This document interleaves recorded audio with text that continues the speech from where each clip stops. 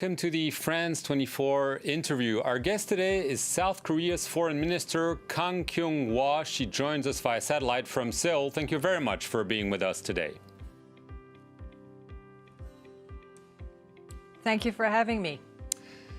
Mrs. Minister, South Korea has earned plaudits from around the globe for its tackling of the coronavirus pandemic. The number of infections dropped from 900 a day in late February to less than 30 per day. This without imposing any lockdowns and even holding legislative elections this week.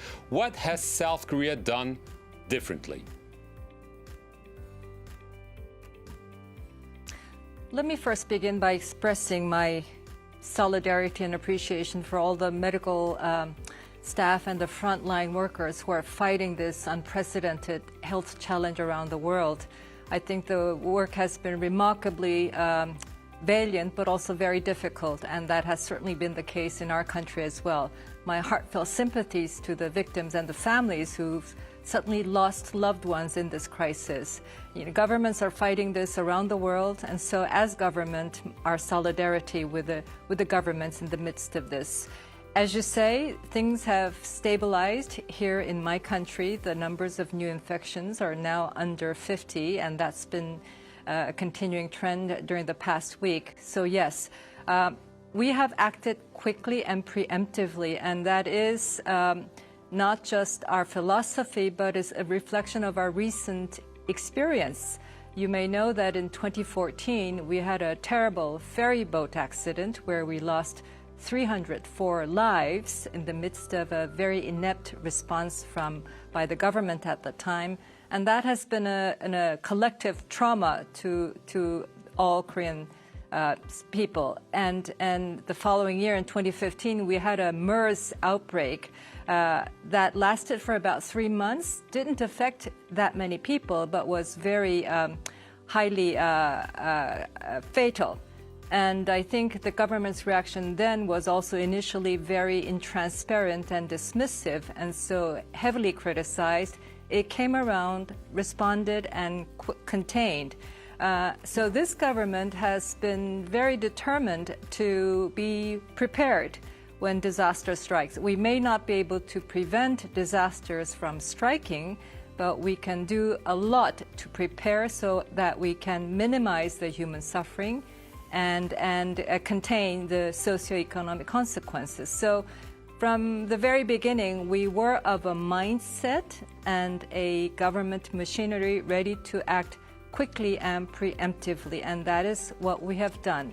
And being uncompromisingly transparent and open in the process. Right.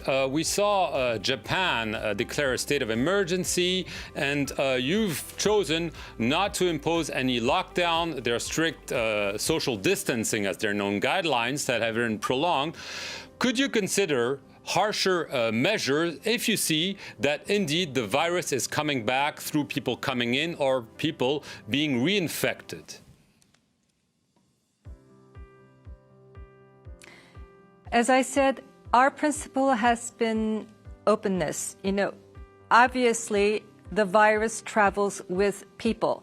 So to contain the virus, you have to contain people movement. And you can do this from two different approaches. You either respect the freedom of movement of people and make exceptions for those who need to be contained, the patients certainly, but for the close context, or you do the opposite way. You crack down on the movement and you make an exception for the travel. Our approach has been from the very beginning, by default, respecting the people's right to freedom of movement, and then to implement measures where necessary and proportionate to the needs to manage the risk. And now, because the risk factor comes with the people coming from overseas into the countries, we have placed all travelers coming from outside the country to 14 days of self-isolation, either in their homes or in government-sponsored facilities for monitoring and testing if necessary, and then hospitalization if necessary. So our measures have adapted to the evolving nature of this challenge, but the principle has been to preserve that openness, but we have managed. I don't think the idea of a lockdown or blockade would be acceptable to our public. Even at the height of our crisis, when this was exploding in the southern city of Daegu and Gyeongbuk province, where numbers were climbing by the hundreds, as you say, to a maximum of 900 per day, even then, we did not impose a blockade. We strongly advised people to not to go to crowded places, to stay home, but we did not impose mandatory travel bans. People were still free to travel in and out of the city even at that time. The idea of a blockade would be completely a mandatory blockade would be contrary to our principle of openness. Do you agree with President Trump that the World Health Organization has been too slow and even too lenient with China?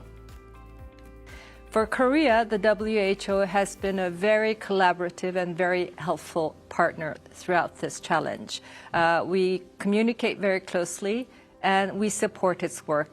WHO is the technical agency at the lead of this global health crisis response, and it should be supported. There will be lots of lessons learned at some point when we take stock. But we need to support the lead agency as we try to come together in the midst of this crisis. Just very quickly, your neighbor, North Korea, claims it has no case at all. Is it a reliable assertion? That is its official position. I think we need to take that with some grain of salt. But it is an intransparent, closed country where information is very difficult to get. But we watch very closely on the developments with the information that we are able to garner through its official media outlets. But we will see. And we stand prepared. My government is we really think that a cooperation between South and North Korea in the health sector, especially at a time of this contagious disease, is necessary. We have made that offer, but so far we've not received any positive response. Foreign Minister Kang Kyung-hwa, thank you very much for being with us here on France24 from Seoul and telling us about how your country is fighting coronavirus. Thank you for watching this interview.